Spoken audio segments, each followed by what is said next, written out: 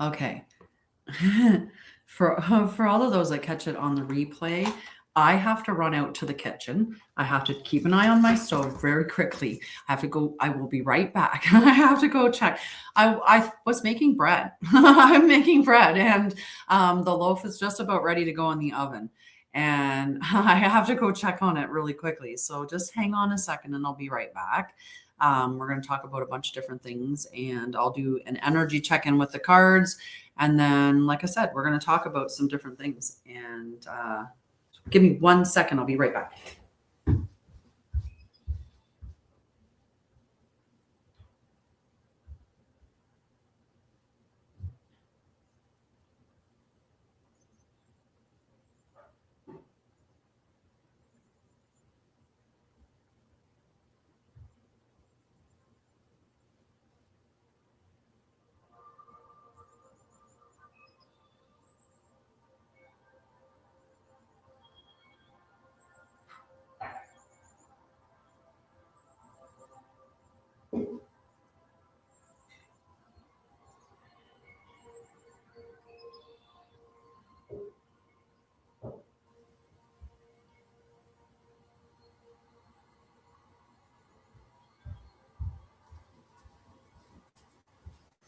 Okay, it's close. I'll have to leave again shortly. I'm also making a tea. So I'm making a tea for this evening. But like I said, I had hoped everything would get ready and I could pop the bread in the oven before I started, but it didn't quite work out that way. So I will be doing a collective check-in with the cards. I have a few different decks here. And then, like I said, we're going to talk about some interesting things. So if you have any ideas about some stuff that you want to talk about, put it in the chat and we'll see. We'll see where we go. Hi, Anderson. How are you, love? So yeah, I'm just waiting for it. Just waiting for my bread, my oven to tell me it's ready, and then I'll deal that. I'm in Alberta, Canada. Where are you from? Hello, hello. I had to make sure. I have multiple channels. Multiple channels that I have multiple channels anyway, and I just had to pause because I was like, oh my god, am I on the wrong channel? I thought maybe I was on the hugs channel for a second there. Hello, Carol, how are you? Yeah, I think I've got enough on the floor there. I am making bread and I did not plan my time correctly, so I'm going to pop in and out a little bit. I'm going to go and check the oven right now and see if it's warm enough that I can put it in, and then I'll set the timer, and then I should be good for a bit. So just give me a second and pick up these cards off the floor and go check my bread.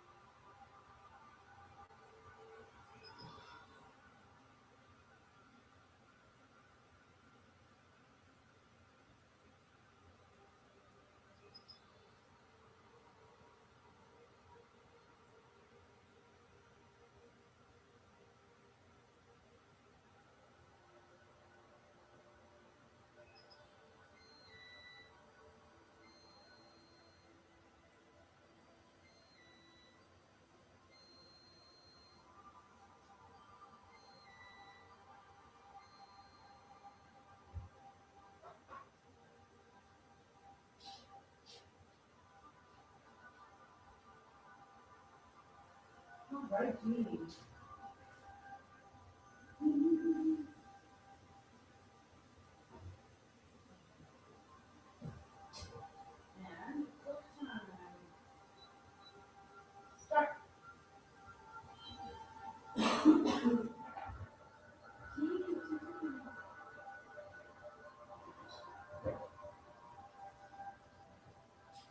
Hey guys, I'm coming.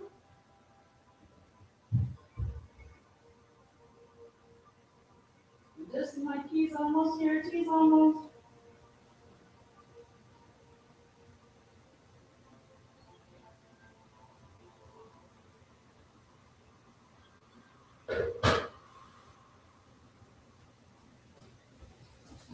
Okay. All right. We've got bread in the oven. We've got bread in the oven and I have tea. So you should be pretty good for interruptions for a bit.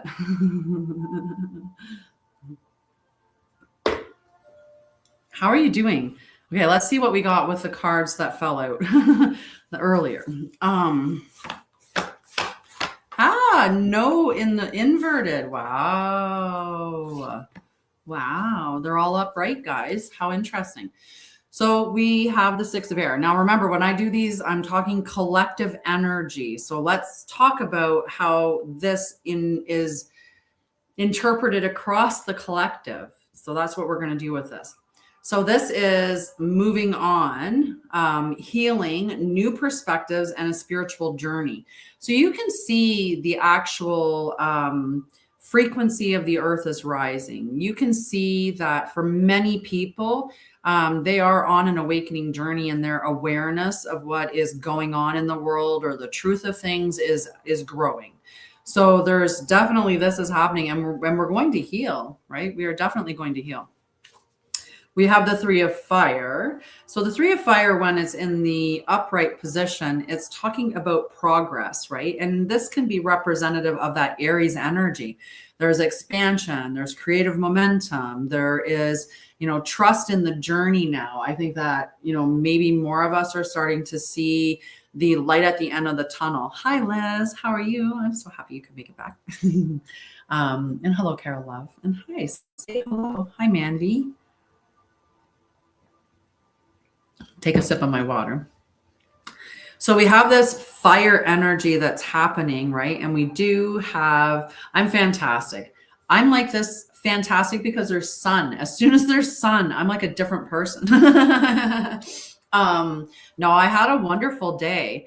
I saw 3 deer. There were 3 deer in my yard for quite a while this morning, grazing on the grass. Then I saw in one moment, a duck took off out of the pond, startled the smallest deer, like it was a younger one, startled it.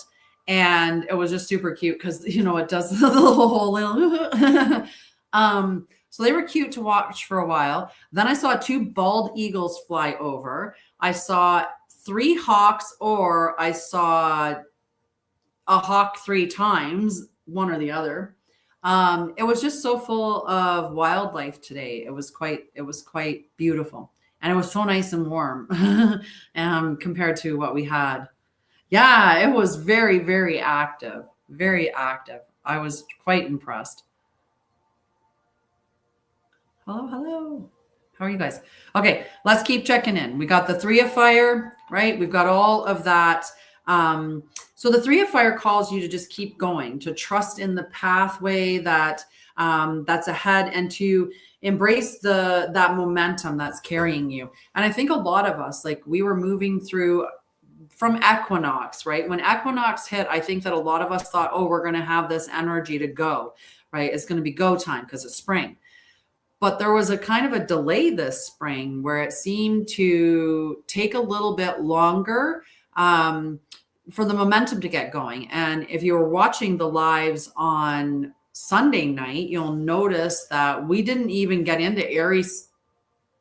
Aries season was like April 18th, right? We had the new moon on the 17th in Pisces, late stage Pisces. And then we had the very next day, we went into Aries season. So it's only been since the 18th of April that we have had the energy of momentum, that fire that's pushing us forward. So we're at what? We're 12 days in. We're not even a full 2 weeks into that Aries season. So this energy is going to continue to propel us forward, and the momentum is going to pick up. So we'll have Aries season for most of May. Right. I think it's around the 20th or something like that. Let me see. I always have my sheet that has all the dates and times on it. Let's see. Where is the sun going into? May 14th, it goes into Taurus. So we still have a couple of weeks before we're going to see the moon go into Taurus. and the sun go into Taurus, so before it becomes Taurus season. And that means that like we've got the action energy before Taurus comes into the situation and says, okay, what are we building here? That is, we're going to ground this, we're going to make it stable. Like this is where we really start to build a solid foundation and ground whatever we put into place from Aries season. So we still got a couple more weeks of that forward momentum. And that's what this fire energy of the Three of Fire is talking about. All right, we have two earth cards that came out back to back, the 6 and the 7. So the 6 of earth is talking about generosity. And when we are in that space where we are giving freely, where we're not expecting anything in return, then that's when the universe starts to give to you in unexpected ways, right? And we are meant to be in service of the collective in some way, like spiritually at 11:11 on the time there. That's what we're meant to be. And Carol's like, I don't want to sit on that one. I want to go over on this one now, because this one, she seems to be looking at it a little bit more. Did I read it right? I want you to look at me too. Yeah, one day I'll get the phone set up and like I'll get everything set up so that I'm looking at everything evenly. Maybe one day TikTok will get on the same page as everybody else and let you run them through StreamYard. Okay, so the 6 of earth is about charity. It's about generosity. It's about financial balance and unexpected gifts. It's about support received or given. So the 6 of, must be birds out there, but the six of earth is a real even exchange. It's a give and take, right? There's a even exchange that's happening there. And that's what it's talking about. So it's reminding you that prosperity is a flow. Okay. That it's not a possession. So we're not meant to get rich by holding on to everything at 1, 2, 3, 4 on the time there, right? We're meant to share, right? We're meant to actually live in a way in which we look at society and we determine the health of the society based upon the lowest member. So if in your society, what is determined to be the lowest member is somebody who can't afford to house themselves, can't afford to eat, can't afford to, the necessities of life, then if it was a corporation, your corporation would suck, right? And unfortunately, we seem to be in the whole corporation of the world sucks. So anyway, we need to be in that flow and understand that we are meant to be helping each other, because what I do for me, it actually affects you, and it does transfer back.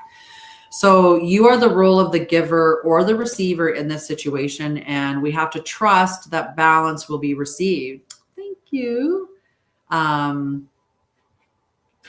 Did he? I didn't hear anything about that. I don't watch the news. I'm sorry. So trust that balance is going to be restored in whatever situation it is, that whenever you're being generous without an expectation of return, that's when the return comes.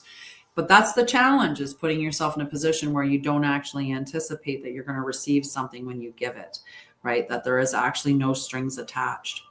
All right, then we have the 7 of earth. So the 7 of earth is the patience and growth card, and it's also an opportunity to reflect. So this is collective energy, right? And collective, we need to be patient right now. There is growth that is happening. We are seeing, we have to just be patient and steady, right? Steady wins the race. And this is an opportunity for us to reflect on the way that everything is, all of the structures in society, all of those foundations. If it's not built on a solid foundation, then it's something that needs to dissolve. It needs to be replaced by something that's much more for society, much more humane, much more divine, much more, all of that stuff. So the 7 is a reminder that success is not always immediate, that it takes time, it takes dedication, you have to that careful attention to what you're doing, right? Like you have to get up every day. You have to be, taking action on your dreams. There has to be a devotion to the path, right? And the devotion to the path can be just the devotion of being you at your core, because that's what the path is. Believe it or not, that's what the path is. You might think that it's some big mystery, it's some big surprise, it's something else. But at the end of the day, what it really is just being true to you and who are you. So what lights you up are the things that you're meant to do. When you're being true to yourself and you're saying no to things that aren't aligned with you, when you're saying yes to things that light you up, when you are grounded and present in your body and your nervous system is regulated, that's when you are making decisions that are in alignment with you. That's you walking the path. That's it. There you are. You found it. And people will be like, well, what's my mission? Or what's my purpose? Your purpose finds you when you're doing the things that you love, right? What could you do without getting paid for it? That's one way to look at. If you weren't getting paid for it, but you do it every day, then that's something that's probably linked to your purpose. People will be like, oh man, the things that I could do, but they'll be really funny things. All right. The last card that I pulled from that particular, the Etherian Tarot, is the Wheel. And the Wheel is speaking about the cycles of destiny. And when the wheel is reversed, that's when we're looking at fate. We're looking at karma and all of those things. But when the wheel is in the upright position, that's when we are looking at destiny and we're seeing change, and there's divine timing, and there's the knowledge that we're going through these cycles of life. And we are, whether we're looking at a Kali Yuga period, whether we're looking at 2,000 years of the zodiac, like since the zodiac return, whatever it is. I just thank you so much, sweetheart. Whatever it is within those, like those are the things that we're seeing, the spirals, the cycles of life. And even in your own personal life, you see cycles, right? We look at the zodiac transitions through, right? It goes through, when we look at everything, there's cycles of everything. And it's interesting because sometimes, like, you think how the information gets distorted. I remember when I was in Ontario one year and I saw this news article and it was like, oh my gosh, all these white fish are dead along the shores of Lake Ontario. And it's like, that's a cyclical thing. It happens every so often, and it's not abnormal at all. It's just every so many years, there is an over abundance of the whitefish, and so a lot of them die because there's not the proper nutrients to support them. And then they land on the shores and they feed the birds, and it's just the cycle of life, right? But anyway, it's just interesting. Like, there's just cycles, and it's just about getting used to or understanding the cycles. And when you're seeing a pattern, are you responding to the pattern the same way? Because if you're doing things the same way, then there's not going to be a change. It's just not going to change, right? If you keep doing the same thing but expecting things to change, that is the definition of insanity, right? It is. It's crazy making at the very least. So this is where fate is aligned in your favor as opposed to against you if the card was in reversed. So this is what's happening. We are divine timing. I mean, over the weekend, like when you look at the Schumann resonance and what's been going on with that, and there was a significant block, like a timeline jump. And hi, Joy, how are you? So there was a lot of stuff that was going on energetically, right? And I think that a lot of us have been feeling it. And there definitely seems to be like a shift in energy over the course of the last couple of days specifically, okay? So that wheel reminds you that nothing is stagnant, okay? Everything moves in cycles. Embrace the rhythm of change, align with divine flow, and trust that each turn is bringing you closer to your highest path. How are you, love? So let's check in on our 44 keys of the way. That bread smells so good. Oh my goodness. Oh, we're going to get that one, the one that fell down. Oh, I like that one. All right, let's see. What else do we... Okay. We're going to take that one too, because it won't... it just is making me. It's making me. All right, and put those cards back. And get these two. Oh, I like it. I like it. We're going to have 4, okay, guys? 4 of the 44 keys of the way. It seems perfect. And look at, they're all different colors. All right. I love these cards. I have to tell you, like, I love the tarot cards, and I love the 44 keys of the way. I love all the cards that I did because I made them. Yeah, it's heavy, hey? It's heavy. It sounds like you're getting downloads.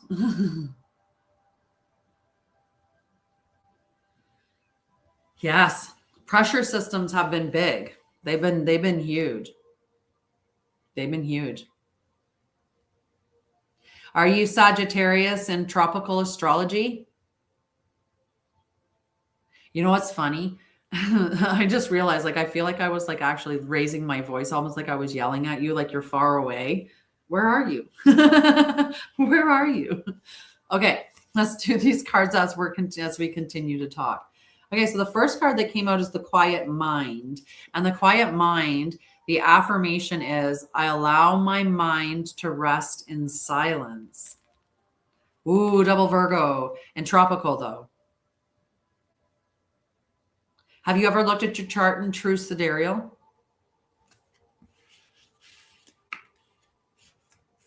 Because I wonder if you'd be under the 13th sign Ophiuchus or if you'd be under Scorpio, because it typically moves by one sign. But because Scorpio and Ophiuchus are 2 of the smaller signs, it all depends on when you were born in December. If you, yeah, anyway.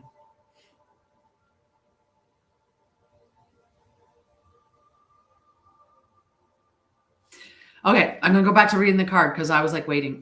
2 on the timer. Okay, so I allow my mind to rest in silence. And this can be a message for anybody that's watching this, or whenever you stumble across this, this could be exactly what you need to hear. Silence is not absence, it is access. Okay? Nice. Nice. Not far off. I'm the sixth. It is access. When input reduces, insight increases. The mind can learn to rest without losing awareness. From quiet, precision returns. So the practice here is to set a 3-minute timer, absolutely no input, not being on your phone, not reading a book, not watching TV, listening to music, nothing. Sit in silence with nothing for 3 minutes. It's not that hard. And if it is, then you might be the person that needs to come and hang out with us in the Balanced Self group, or in Return to Center, which is live starting tomorrow at 3 p.m. Mountain. We're doing 10 days at 3 p.m. Mountain, 10 days in a row. We are returning to center. So I'm going to give you a little bit of information, but we're going to do a practical thing. You get a PDF filled with all kinds of bonuses. And it's going to help you to return to center. So to bring yourself back to yourself, to get back to the truth, right? To get back to the present moment. That's what the Return to Center is all about. And if you don't want to do the live experience, there is a recorded version. So you can definitely just purchase that and do it self-paced. Maybe you want to do it over 12 days. But that can really help, like, especially if you're somebody that's been feeling overwhelmed, or feeling like you're very scattered, or you're overthinking a lot, or what's going on out there it seems to be too much. If you're feeling like it's too much now, you should come and hang out with me and do Return to Center, either by yourself or in the live experience, or you should come and hang out with us in the Balanced Self group. Where we can support you and your nervous system, because it's always a good idea to have tools to regulate your nervous system. Your nervous system dictates and predicts how much capacity you have to hold things. The more regulated that your nervous system is, the more that you can handle relationships of a variety with people you like, with people you love, and with people you don't, right? But you're taught you would be able to stay grounded and present and stay in your truth no matter what's going on around you. And that's a very powerful thing. It's like the Bruce Lee thing, right? Like Bruce Lee was such a just amazing person. Okay, so our affirmation, the second card that came out of the 44 Keys of the Way is the expanding awareness. The affirmation is, my awareness continues to expand, and it does as long as you seek more information, right? If every piece of information that opposes the stuff that you already know, if you oppose it, you just shut it off. If it's not mine, it's not, nope, right? If it does, I don't agree with it. Nope, that's not what I believe. Nope, that's not what I know. If you do that, you're going to be in a lot of trouble. That's a very closed way to be. One of the things I like to tell people is the best way to handle society is just to look at it like you're being lied to 80% of the time. 80%. Right? Yes. Go walk in the woods, go hang out with the trees, ground as much as you can. Meditation's huge. I actually started meditating more. And the more that I do it, it seems the more that I love it. But I also channel when I meditate, like I do automatic writing when I meditate. So I've been enjoying that. Plus, you can do timeline jumping, you can do body healing, like you can hack yourself. You can do all kinds of things when you're meditating, because when you get into that state, especially 0 point confirmation, that was like ding, ding, and simply dimply, right? Simply dimply. It's the hacking your life. Okay. So the expanding awareness. So the remembrance is, oh my God. Yes. Where are you located? Are you like, I'm in Alberta, Canada. I don't have to say Canada. If I say Alberta, pretty much everybody knows it's Canada, but anyway. So the remembrance on the expanding awareness increases with attention and inquiry. Exposure to new inputs broadens perspectives. Integration stabilizes it. Nice. I love it. I drove across Canada so many times, and I love driving through Saskatchewan. I really do. I don't know. I like Canada. I like the countryside. I love Earth. I love Mother Earth. So the practice for this one here is to learn one new concept, and then you got to summarize it in 3 sentences, and then you have to apply one piece of it. So you could learn, say, you could learn a new calming technique. Me too. That's my number one goal. I'm out. I am out. I live in Alberta. Like we had a snow squall last week. We just melted. I still had snow today. I still have snow today. I think it might be gone. Do you have snow still? Okay. The next card that came out was Balanced Life. And Balanced Life, the affirmation is, I create harmony between effort and rest.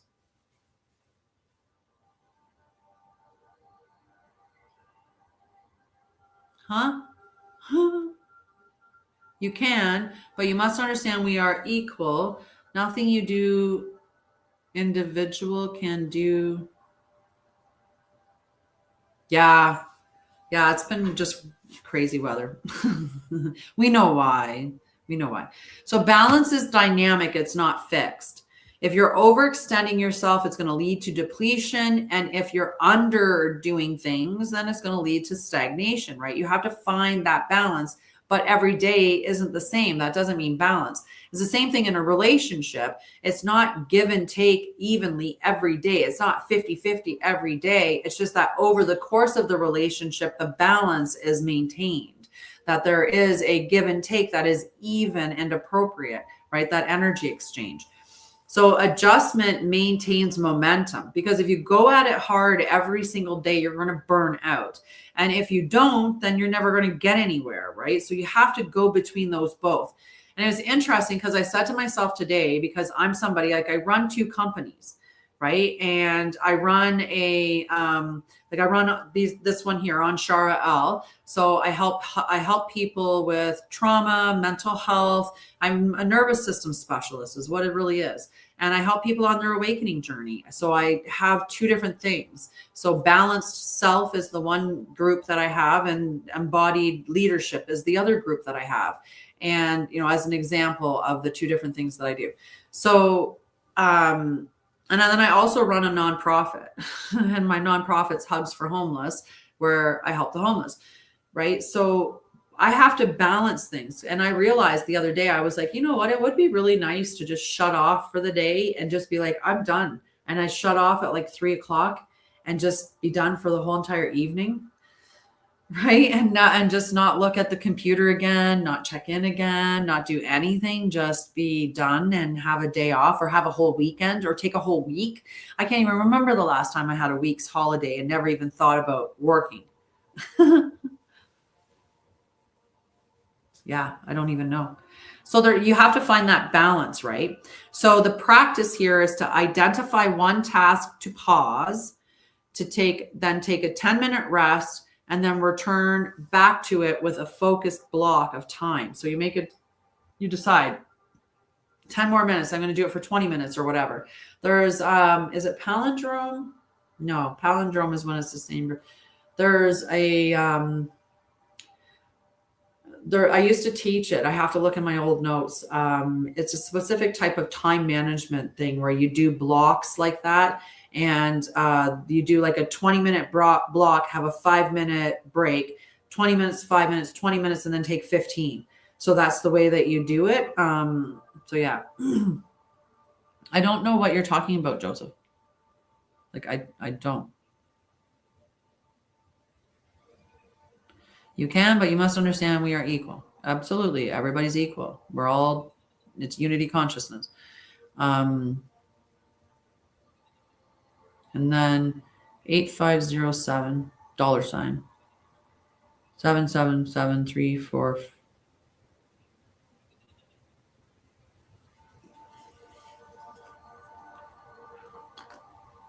Anyway, so return with a focus block, but that was one of the type of time management techniques that you could do. There's many of them out there, but that one I remember teaching when I was in nurse educating.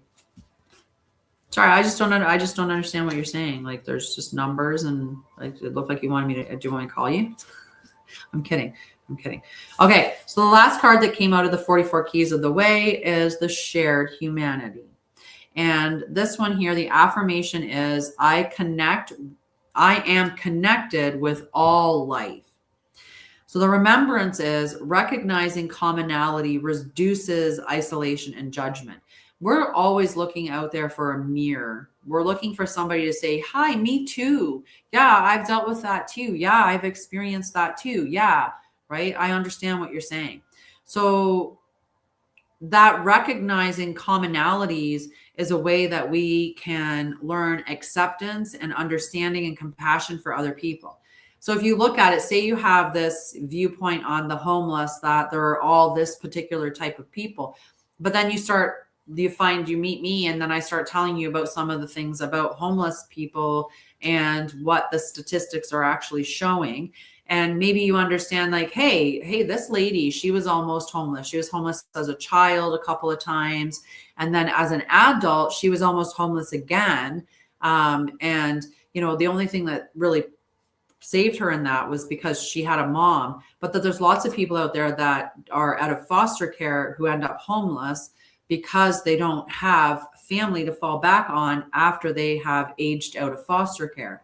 So just knowing that might open up your heart a little and allow you to have some compassion, or to recognize that there's some commonality in there. Maybe you're somebody that had foster care or were in foster care for a certain amount of time, but you got to go back to your family. And at the end of the day, that's the thing that saved you from being homeless.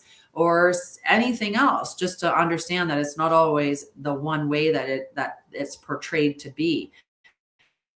Yes, there maybe is a lot of addictions in homelessness, but that's also something that is perpetuated through society. Like there's a whole breakdown in structure. Like we're not meant to live the way that we are. This is not the proper human experience. This is the distorted human experience that we're living. And for many of us, that's just a really challenge. So when we have the people who are choosing to be that way, it's usually because they can't live in the society the way that it is, because it's not the way that we're meant to live. Right. And, so there's all these different reasons why. But if you just pigeonhole one thing and you close yourself to that, then we need to go back to this one here where it talks about expanding your awareness, because that fixed awareness, that's not helping you and it's not helping anyone. Right.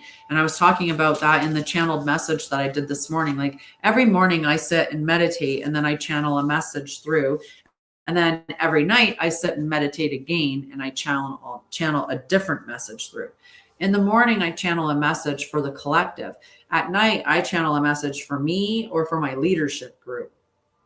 These are not messages, like the evening messages aren't necessarily ones that I can just share with everybody, because they're not ready for that level of information. And it's all about energy. It's about frequency. It's about resonance. Right. And the more that you seek information, the more that you open yourself up to the knowledge that's out there in the world. There's so much that's available. Right. And if you don't know where to look, then find someone that's talking about stuff like that you like, and start following their stuff, so you can start getting yourself opening up your awareness, because you're going to need to expand it as we're going forward. Right. There's going to be some really big things coming that's going to open up everybody's eyes very, very much. Right. So 36 on the timer there.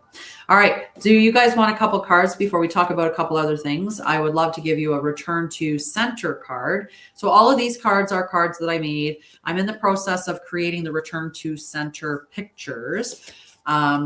The 44 keys of the way, I painted all of these cards. I love them. They're just so dear to me. I feel like it's like a Beatrice Potter thing. I just absolutely love these. These ones I did all in Procreate. So these are all my images as well. But they're just different formats. And these ones I just haven't drawn. I'm doing them. So we'll see them at some point. All right. So if you want a card from the Return to Center, hello, thank you for liking my live. Then just let me know that you want a card, and I'll pull a card for you. You don't have to say anything other than that. I'd like a card, please. Yes, card. You can, anyway. Okay. Carol. All right. Can I get a card for Carol, please?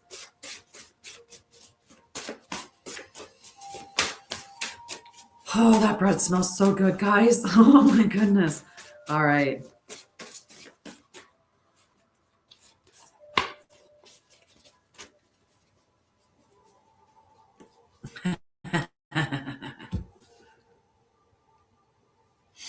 All right.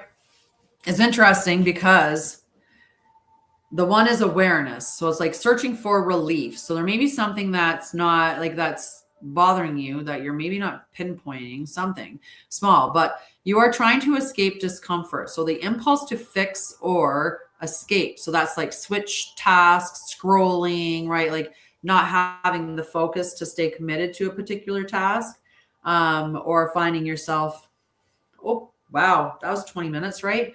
That's what the card's talking about.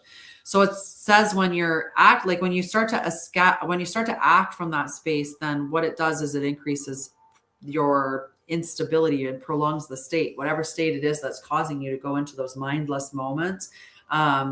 Because oftentimes when we're doing those things, it's so that we can actually just pull back from whatever it is that's bothering us. So we don't have to address it. So there's something that you're searching for. It's kind of like when you buy things and it's almost compulsive, right? And you're like, oh, did I buy that? When did I buy that? Right? Like making those purchases, there's usually something that's at the other side of that that's saying, hey, I'm going to avoid the discomfort of something. And so I'm going to purchase this because it'll make me feel better for a moment. That's the energy of this card. So it's telling you to stop searching or stop buying or stop filling, right? Like stop doing that. Just sit still for 60 seconds and breathe. Okay. All right, Sagittarius. Oh, wait, I gotta get bread.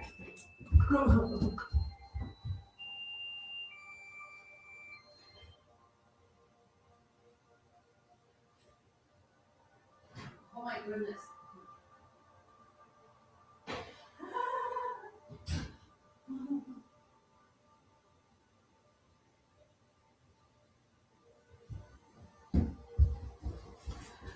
Look at it. Fresh bread, fresh bread. Sorry.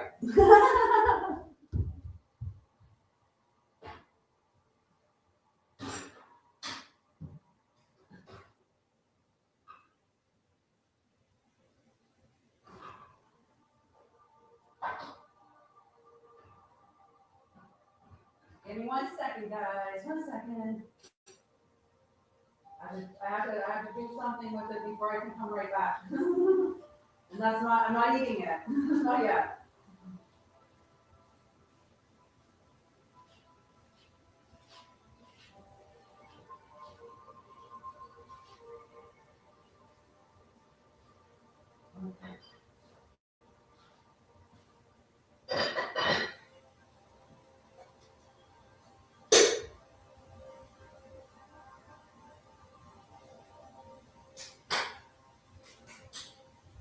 All right.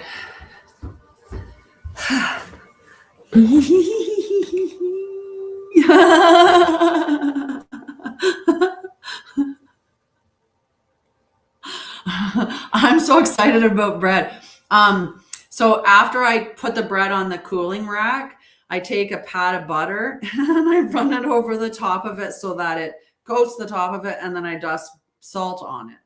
And then when it cools, then you can cut into it. But all right. I do all kinds of things. I fix my car. I bake bread. Actually, I eat very holistic. I grow food when I can. Yeah. I don't know. I live life in motion. It would be the best way to put it, right?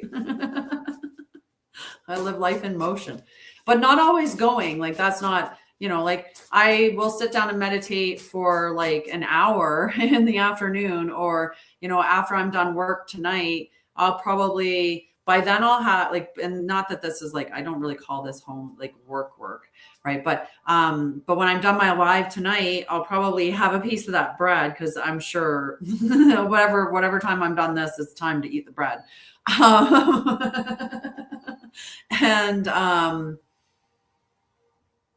And then I'll probably meditate. I'll just meditate for the rest of the night and then go to bed. That's pretty much would be my night. Yeah. I feel. Oh.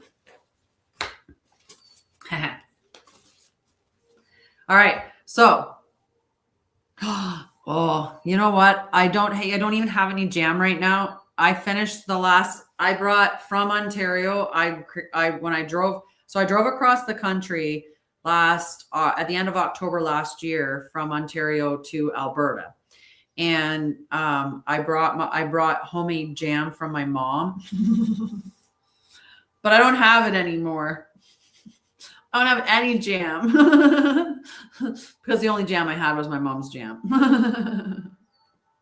I'm sad. But I could have it with honey or peanut butter. But it's not mom's jam. My mom's strawberry jam, I would just love that in my cupboard, in my fridge right now. I keep bugging her too, but she got a boyfriend, so she doesn't got time for me or making jam. I'm gonna razz her about that too. I might call her after this live if it's not too late.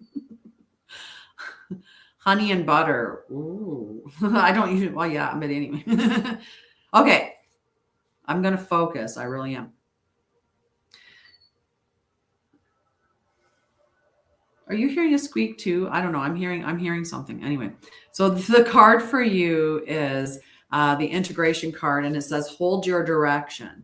So stay the course. External inputs can disrupt your path. So there might be someone that's trying to tell you or take you off of like, don't do that, right? Or, somebody that doesn't really support what ideas you have, something along that. But just be careful because, like, obviously everybody likes to keep everybody down, right? Society in general wants to keep you down.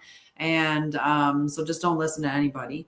Maintaining direction prevents the drift and supports progress. So just reinstate your intention and align your next action with it. So whatever it is that, someone's trying to get you to deter your course from, to change your mind, to change your path, tell them that's what you're doing and then take action on it. So you reaffirm as well to the universe that, hey, I'm in this, I'm doing this. This is what I mean. This is what I want. Does that make sense? Well, that's interesting.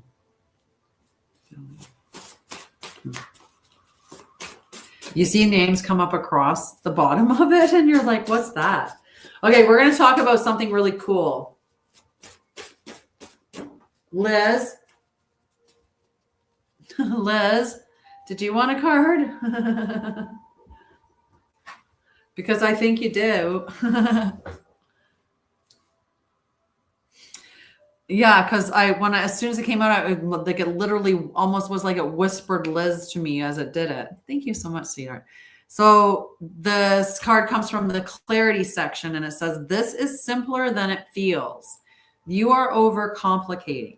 So when you're activated, what happens is you start to increase complexity of things, right? It's harder to make sense of things when you're in an activated state. And it doesn't matter what it is. If you're at work and your boss comes over and like it makes you feel like your job's on the line or something like that, and you get that, ooh, and you turn into fight flight mode, you're not paying it, like you're not making sense of everything. You're not catching everything that's going on around you, right? So that's just an example of that kind of an environment, right? Where when somebody, it's the same thing at home, right? Like I think about, when you're in an argument with your spouse and like your children are talking to you and you're not like hearing anything because your mind's just like ringing, right? It's just like, oh my God, like that, as another type of an example.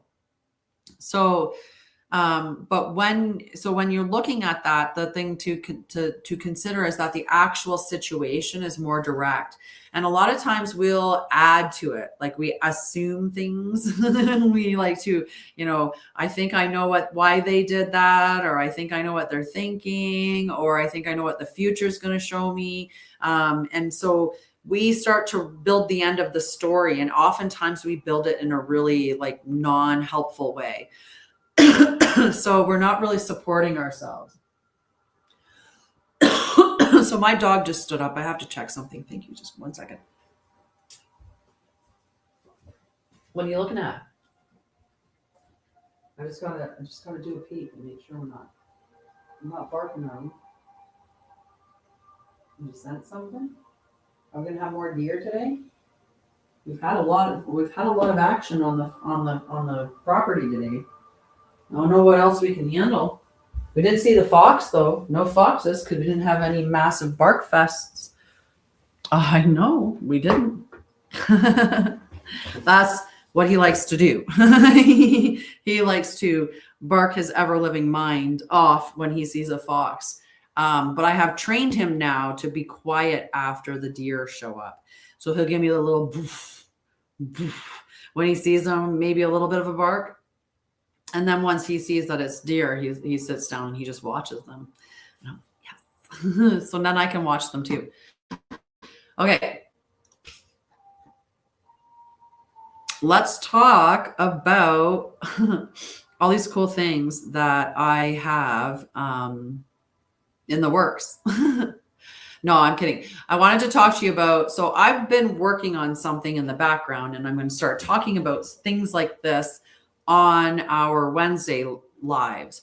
So I do 3 different lives per week, and they all have a different purpose behind them, but there's an over or underlying, there's a string that runs between them that keeps it the same. And I mean, besides the fact that it's me, but every day I check in, like every time I do a live, I'll check in with the energy and be using the cards that I created, like the different decks that I've created.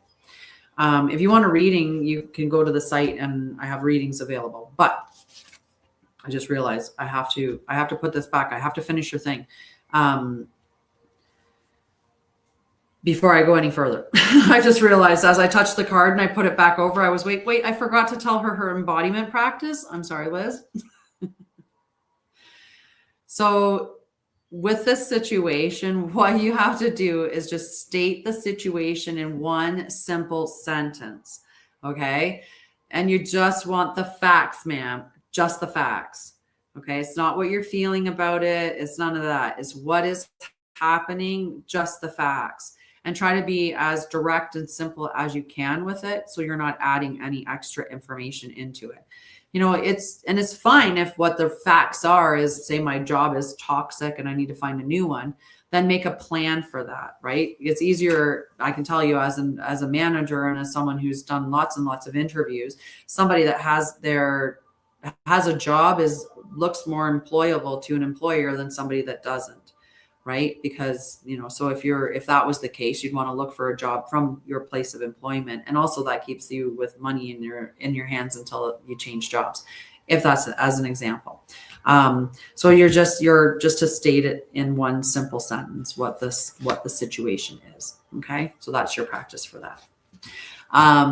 So anyway, the string that runs between them all is that there's the cards. You can always check out the cards or check out readings at my website. I also do astrology readings, which is what the Sunday Live is all about. You're welcome, sweetheart. The Sunday Live is all about checking in with so we do the energy check-in with the cards, and then we check in with the energies of the planets in the sky and what's happening. So this is looking at true sidereal. This is the living sky. If you go to theskylive.com, you can verify everything I share in my live. And I've also taken the distortions out of the signs in that particular live, because there's a lot of distortions that are built into the signs that we see through the tropical system. And it's on purpose, because we create an identity from our labels. So if we have a label such as I'm Aries, I'm a hothead, then we have just given ourselves the freedom to be a hothead instead of managing our emotions, because after all, I'm an Aries, right? And I mean, I'm Aries rising. I'm not an Aries. I'm Ophiuchus, but I'm Aries rising. And so when we look at it that way, it's important to take away the distortions that are there. And when we think about the spiritual war that we're in, right, there's the looking at the energy, the looshing of energy. And one of the things that we do, we'll have all these rituals and events. And we'll be like, ooh, full moon, full moon, full moon. Right now they're talking about the full moon, but they're talking about the full moon in Scorpio. The full moon isn't in Scorpio. The full moon is in Libra, and is on this side of Libra, so much so that if you look at certain people that do true sidereal, they'll say that it's a Virgo Libra cusp. But when I look at the time and of the full moon, when the time of the full moon happens, and I track it in the True Sky app, like the Sky Live app, it shows that it's in Libra, that it's in Libra. So maybe it's close, like it's a few degrees inside Libra, but at the same time, it's still Libra. So that's what you would want to be doing. If you're releasing things, you're going to be wanting to release things that are out of balance. You're going to be wanting to review your relationship. And that's when you think about full moons bring things to light. They reveal things. So what the full moon is going to reveal to us is things in our relationships where there's an imbalance, where there's a lack of harmony. It's going to show us in our lives where there's, where it's going to reveal where we maybe need more beauty in our lives. But it's going to bring the truth, or reveal the truth within relationships. So when you're doing something on that full moon, you're going to want to make sure that you're doing it under the Libra energy, not the Scorpio, because what would Scorpio be doing? Well, Scorpio, it reveals truths, but it's the hidden truths. It's the truths you don't want to tell yourself. And when we get into that, what they would have you do is a release ritual, right? Because that's what you would do on a full moon, right? You manifest on the new moon according to traditional stuff. You'd have to, like, it's so funny when I think about all the different things that I've studied. I was telling Carol about that. Like, I studied astrology, moonology, like in the tropical system. I studied moonology. I studied human design, gene keys, and then true sidereal. And then now I do my own Christic astrology. But like all of those together inform things, right? Like it's still a basis of understanding and you build upon that. So you're going to, when we are doing that energy, like when we are doing rituals and we're not doing it under the right energy, what we're doing is looshing energy. And that's what they are harnessing. When we're talking about the looshing and we're talking about spiritual war, that's what it's talking about, is that you're looshing the energy because you're doing things under the wrong sign, under the wrong energy. Right. So that's, to give an understanding of that. So we just want to be really careful. I just work with the true energies that we're under. If the sun is in Aries, then the sun's in Aries. If the moon is in Pisces, the moon is in Pisces. It's not right now. It's not. I can actually check. I always have the Sky Live up and running on my computer. I very, very seldom close it. The moon is in Virgo. And I was about to say, I'm pretty sure it's in Virgo for pretty much all of the week, and then it'll transition into Libra at the full moon on the 1st. So the Virgo energy of the moon, it is with us refining our environment. So we would be looking at things under this moon, and we would want to be, well, how, like, what am I, the great Virgo moon, right? Yeah. But are you Virgo moon under true sidereal, or are you Virgo moon under, tropical, or sorry, under, which one are you true? Which one is your Virgo moon under?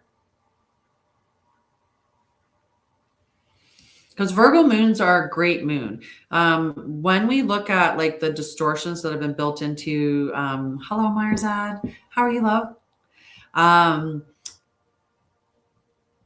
Yeah. So with the Virgo, you would be actually Leo. You would be a double Leo more than likely. Although because Virgo is such a large sign, I can. There's a site, it's called masteringthezodiac.com. You can go there. They do a free site. It's pretty good.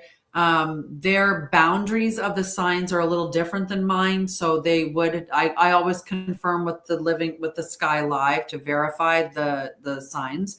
And then I do your reading from there. But yeah. I look at it, it's a layer, right? It's like peeling the onion and peeling back another layer and another layer and another layer. They just give you different facets of yourself. And I feel like the tropical astrology aligns with us really well when we are more in our ego. And that might sound weird, but then as you move through, if you start to look at the true sidereal as you evolve through the awakening process, all of a sudden you'll look at it and you'll be like, yeah, actually, no, that really does make a lot of sense. I understand. I was a super Sagittarius. Like I had 5 placements in Sagittarius under tropical astrology. And, I talked about that all the time. Virgo moon, Taurus rising. That was my top 3. And then I had Sagittarius everywhere. And then I find out that it's actually, when I look at it in the other way, it's Ophiuchus and Scorpio and Sagittarius, like it's split amongst them all. And then the Leo moon makes way more sense. And so does Aries rising. Like anybody that knows me, is I get up and I'm ready. Like I wake up ready. I jump out of bed and it's like, I got to slow myself down.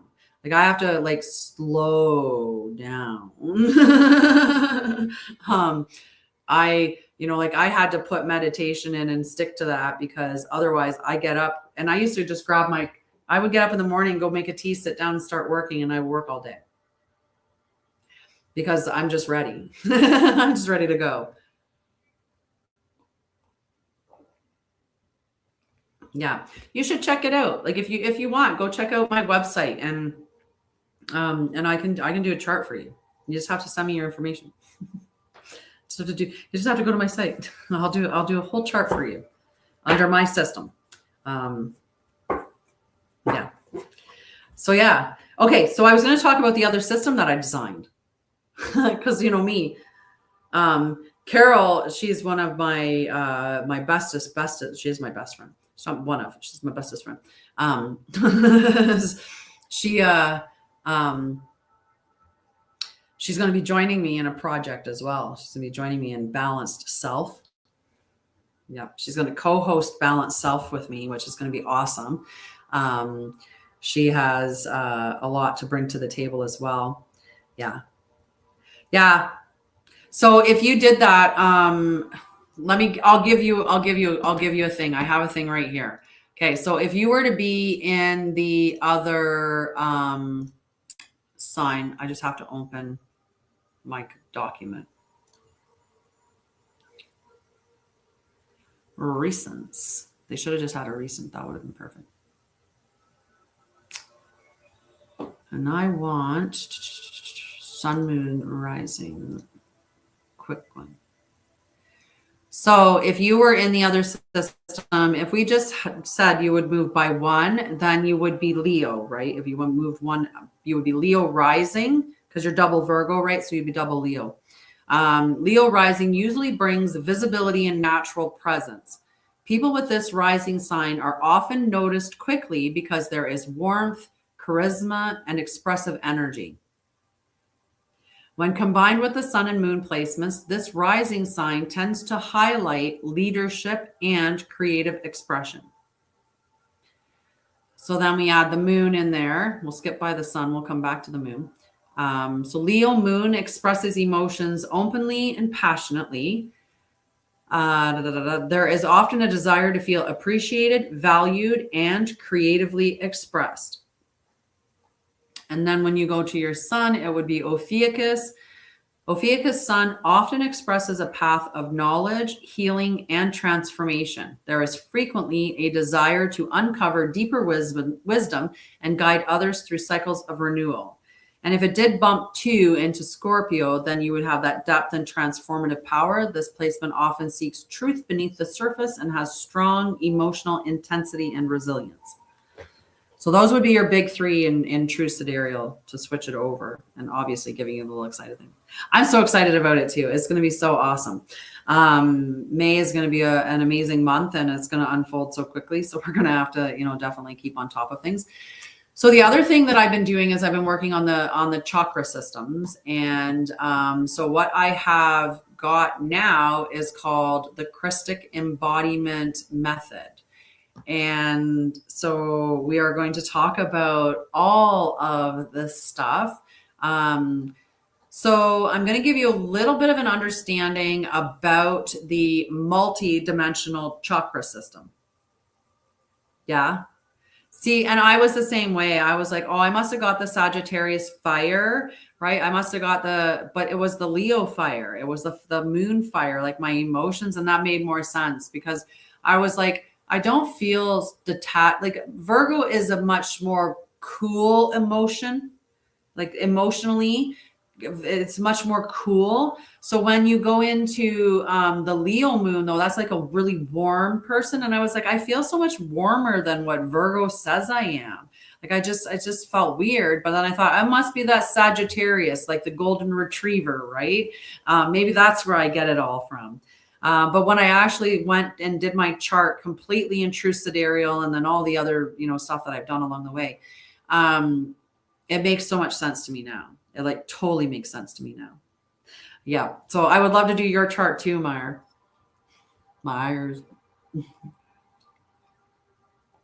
Mm-hmm. Yep. Okay. So we're going to talk a little bit about the chakra system tonight, and I'm going to get you guys a little bit excited maybe about the Christic embodiment method.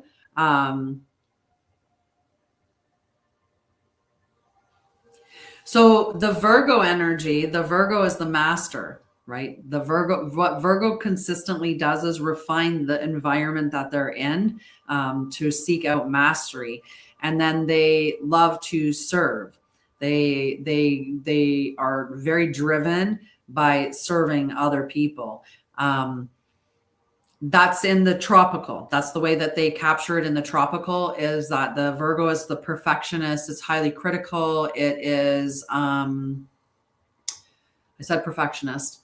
And they are like, they serve and serve and serve.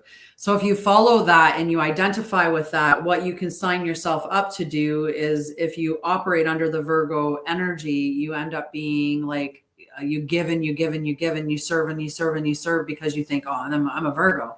And you also think it's okay that you're super critical and that you are a perfectionist and all of these things. But when you start to change the way, because what you label yourself as, what you identify yourself as, if you hold up that identity, and I used to tell this to people all the time with the empath thing, because everybody wants to say, I'm an empath.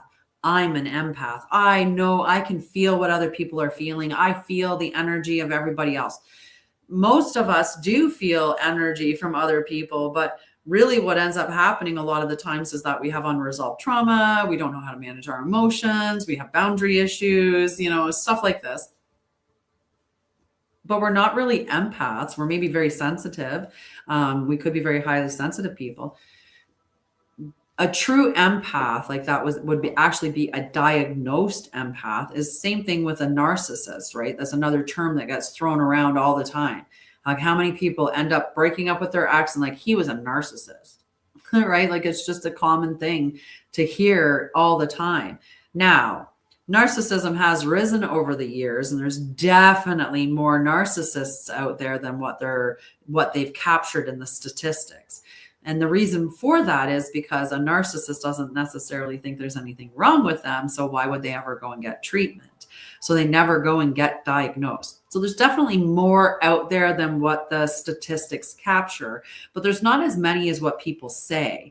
A lot of times it's just toxic behaviors. It's just really poor, it's trauma and poor, emotional regulation, and on, right?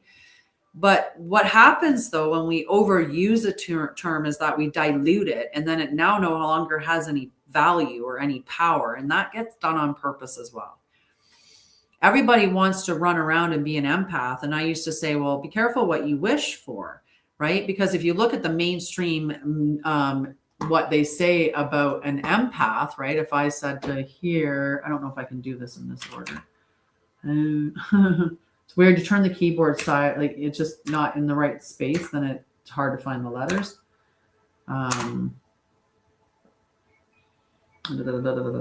Where is it? E, M, P, A. I'm like, you just could have been nice and filled it in for me. Okay. All right. So when we define an empath,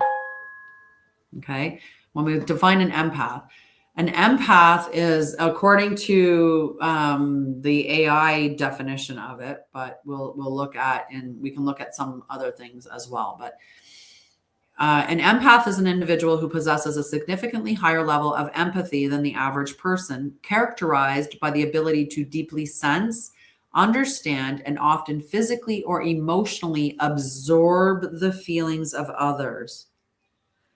So if you say to yourself, I'm an empath, you've just agreed to absorb the feelings of others. That's what you think that you're doing. That's what you think you're supposed to do as an empath. Empaths are not supposed to absorb the feelings of others. Empaths can tap in and feel the energy of others, but they don't have to. That's what you're supposed to put you're supposed to shield your energy. You should shield your energy whether you're an empath or not. But that's not the point, right? So when they keep going on, so while the term is not a formal medical or psychological diagnosis, it describes people who are highly attuned to the emotional states of those around them, sometimes picking up on subtle cues before they are consciously communicated.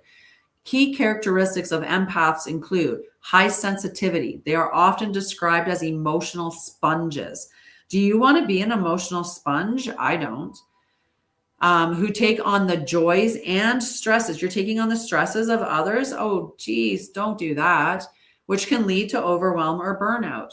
They have deep intuition. Empaths frequently have strong intuition, allowing them to discern unspoken emotions or hidden intentions through nonverbal cues.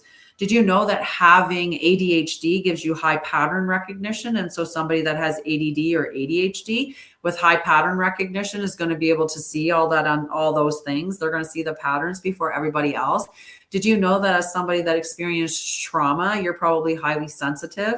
And also a part of ADHD is high sensitivity, especially when around rejection. Boundary challenges. Because they so readily connect with others' pains, empaths often struggle to set healthy boundaries between their own emotions and those of the others. So once again, you're now assigning yourself that you have boundary issues for emotions. You struggle, right? Yes, it is. But the shielding is possible, right? And it's been something we need to be teaching or learning. So the types, there's a common distinctions include emotional empaths that are sensitive to others' feelings, physical empaths that tune into physical pain, and then intuitive empaths, which exceptionally perceptive, sometimes associated with paranormal beliefs. So in popular culture and spiritual context, the term is sometimes used to describe individuals with paranormal or psychic abilities to sense energy fields, though mainstream psychology attributes these experiences to heightened empathy and mirror neuron activity rather than supernatural powers. So there is like an element of that, right? That we can develop our abilities, right? We can develop our psychic abilities. The more that you sit in silence and stillness and you quiet yourself, you quiet your thoughts, you go within, the more that you do that, the more that you're going to expand your gifts. Same thing if you want to learn how to do telekinesis, or you want to learn how to play with fire.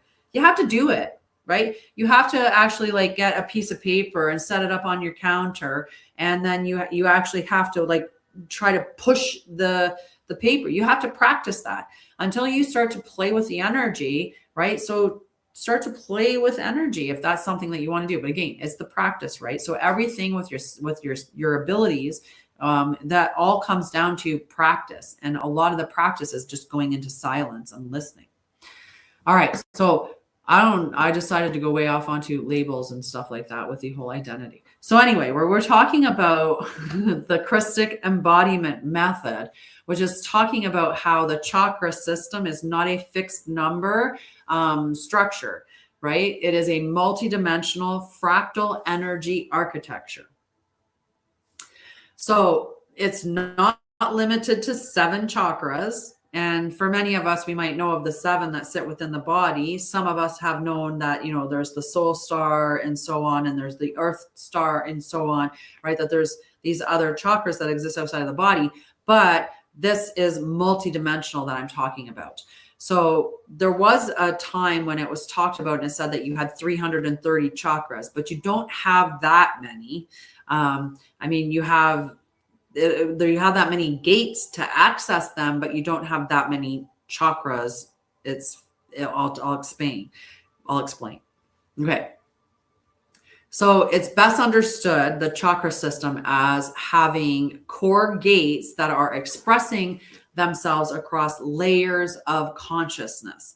Okay. And the purpose is not accumulation. It's actually integration and coherence. So we have that there are 50 primary chakra gates. Okay. And these get stacked across the multidimensional bodies is the way that the chakra system works. So these are not points, but functional interfaces between consciousness and embodiment. And each gate represents a frequency band, a function of perception or creation, and a mode of interaction with reality. These gates are organized through patterning, not vertical ladder alone. So the key idea here is that you do not activate more and more chakras. You integrate and stabilize the system that already exists. Okay.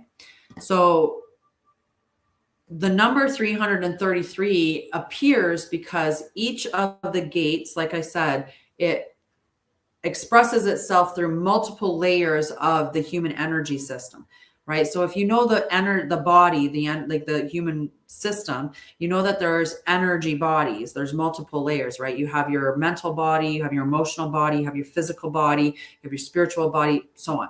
So when these 50 core gates are expressing through those multiple layers of the human system, and these layers can be understood in a functional manner.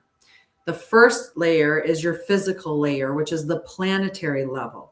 And this is where it's about your nervous system. It's about your body regulation, and it's related to survival and grounding. The next layer is your emotional layer. And this is also the relational layer. This is where we get into our bondings, where we get into our attachment patterns, and where we go through our emotional processing. Next, we go to our mental and cognitive layer. So that's the next energy layer out. When we're in that cognitive layer, this is where we're dealing with our thought patterns. We're dealing with the meaning making and our belief systems. Then we move into the fourth layer, which is the archetypal or our identity layer. And this is our roles, our personal identity, and our expression. Then beyond that, we get into the transpersonal or the collective layer, and this is the group fields. This is where we get some cultural influences and where we meet with shared consciousness. When we get to the sixth layer, this is the non-local. This is just the awareness layer. So this is direct perception, intuition, and non-linear knowledge. When we get to the seventh layer, this is the unintegrated latent layer. And this is why we get 330 of them, because each of them is 50 till the seventh one, which is only 30. Okay. So the unintegrated latent layer is only partial. It's not fully stabilized yet. It appears as fragmentation or distortion when it's accessed prematurely. So when people attempt to match each expression as a separate chakra, it makes it look like the system has 330, but they're not. They're just gates at different layers. So you'll have gate 1 at layer 1, gate 1 at layer 2, 3, 4, 5, 6, and 7. Gate 1 would probably span across all 7, whereas gate 10 might not, right? It's because there's only, I mapped the system. Oh, I can explain it later. So does that make sense to you, or does that sound like really far out? Or does it make more sense when you think about yourself as a multidimensional intergalactic being that you are, right? And this is from like all kinds of knowledge. Like my friend Carol hangs out with me and she knows all the different stuff that I talk about, right? And all the different things that I read and all the different things that I research and stuff like that, because I live alone with my dog and I like to learn things and I like to teach things. And I'm on this exploration of truth. So I love to seek new knowledge. That's just like, I'm like a Pac-Man with knowledge. Right? So let's look at why do systems break down, and you'll understand this. This is going to give us a lot of ideas about what's happening to us collectively right now, what we're dealing with. So our energy system destabilizes when our environment is disconnected from natural regulation. So what are some of the things that have happened in society? One, we're disconnected from nature. If you go into any cities, it's like concrete jungles, right? Then we have unnatural lighting. They made them more and more artificial as we went. We're inundated with frequencies. And we wear rubber sole shoes. We barely ever, we connect, but society wise, like we're looking at, this is how society is, right? So the environment and our calendar's wrong. The timeline that we're on is wrong. Like all of these information, all of these things are wrong. Then you take the astrological that we're running under, and it's been frozen from 2,000 years ago, frozen in time 2,000 years ago. And we're still following that same seasonal pattern every single year with it frozen in time. Exactly. There's so many things. So that's one of the number one ways that our that our energy system gets destabilized. So it's done on purpose, right? All of those things that are out there are done on purpose to disconnect us from that. Okay. When your nervous system is overloaded is another thing that destabilizes your energy system. So what do we get everywhere? Doom, gloom, drama, fear, program, scare. Oh my God, right? We don't even know what's real anymore. There's so much stuff out there. Like you can, like I said, 80% of it, just think it's a lie. 80% of it's a lie. Don't watch the news. Don't watch the media. It's all propaganda, right? Just go outside and kiss, hug a tree, hug a tree. So the next thing that works against the energy system or destabilizes it is when your identity is fragmented. So what do they do now? They take we're so confused. We don't even know what we are anymore. We don't even know. Our identity's all over the place. We're given all these labels that we didn't even ask for. How many of us grew up and were called lazy or dumb or, Miss Piggy or whatever, right? Like we got all these names applied to us. We got told we were all these, we were to be a certain way or, those are the labels that we picked up. And again, going back to like the empath, right? If you pick up that label empath and you say, I'm an empath because you think it's niche or it's cool or it's whatever. And then you're assigning that to you and your body goes, oh, we're an empath. So that means we don't have any emotional boundaries. And this means this and this and this, right? So you just have to be careful what you agree to. So the identity being fragmented. And then meaning is externally imposed. So we get our value from external to us, right? So between those four things, and think about where society is right now, right? Think about what's happening to society. The environment is disconnected from our natural regulation, from natural rhythms, from nature itself. The nervous system is overloaded, inundated with fear and everything. Everybody's identities are fragmented because they don't even know who and what they are at the core. I mean, some of us do. We know that we're spirits having a human experience and, stuff like that, that we're multigalactic, multidimensional beings. Like we'll have those understandings. But then we have, a lot of people that do not, their identities are very fragmented because they're outsourcing their sovereignty. They're outsourcing everything to somebody else. And meaning they're looking outside. Oh, it'll be great when this happens. It'll be great when I have $1 million. It'll be awesome when this happens. And it'll be better, right? Like it's that constant meaning making. And also like, if only I was prettier, if only I was thinner, if only I, like you have to do all those things. Have the bigger car, have the nicer clothes, have the bigger house, have all the things, right? That meaning and that life meaning is externally imposed. We are looking externally, asking for them to make meaning for us is a lot of what happens. So there was a mouse experiment that showed that once a colony of mice got over 100 mice, that it would start to break down, right? And I said I had this conversation with ChatGPT to talk about this mice experiment because, sometimes I want to talk something out.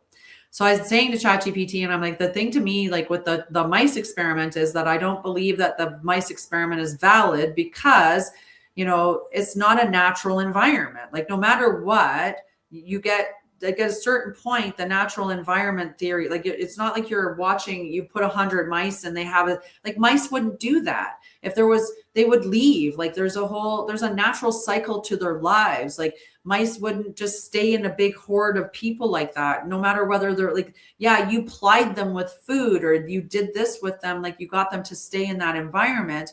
But the reason why it devolves because it's not a natural environment. That's not what a mouse would do, right? It's the same thing. Like, as an animal matures, that animal leaves their tribe oftentimes, especially the young males, and they'll go out and find or create their own tribe, or they'll go to another tribe and, become a part of that tribe, right? That type of stuff wouldn't have been able to happen within this experiment.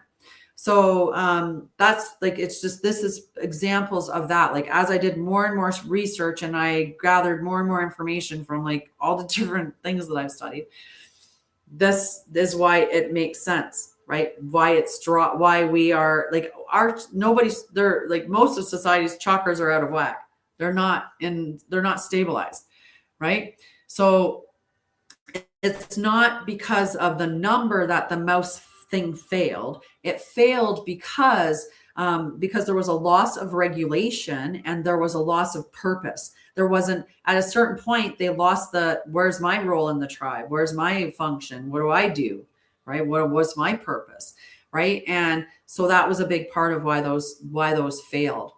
So when we're working with this system, and this is what I'm going to teach with it as we go, but when we're working with this system, we're going to work through it through layers, right? So the first layer is regulation. You stabilize the body first. You have to look at your breath. I'm going to go back to one finger. You have to look at your breath, your posture, and your environment. These three things are huge in stabilizing you. Right? If you're in a war zone right now, it doesn't matter how much you breathe and what your posture is. Your environment is telling you you're not safe. You are not safe. You can breathe and you can keep yourself kind of like from losing your mind or from passing out or from like, you could keep yourself as in the driver's seat as possible. But at the end of the day, your environment is unsafe, right? So you can't hit regulation when you're in an unsafe environment. Coherence is the next level. So this is where you're aligning your thoughts, your emotions, your actions, and you start to reduce the contradictions, the internal contradictions. So the internal contradictions is like, you've received information that says that, say, McDonald's is got so much human in it. And you still go and eat McDonald's because you just love your Big Mac. That's an internal contradiction. Because when you received the information that you received, your body registered it as a truth. And so your mind is sitting there going, but I'm going to tell myself it's not true. Your body knows. So there's a contradiction there, and you will feel that and you'll be at war with yourself, but you won't maybe recognize it logically. Then we go to capacity. So the third part is capacity. So you want to expand what the system can hold without dysregulation. This is how you can handle more money. This is how you can handle more relationships. This is how you handle more responsibilities, is you have to allow your nervous system to expand so that it can handle the capacity of what's coming in. Then the next layer is the expression layer. So we use this system in real life.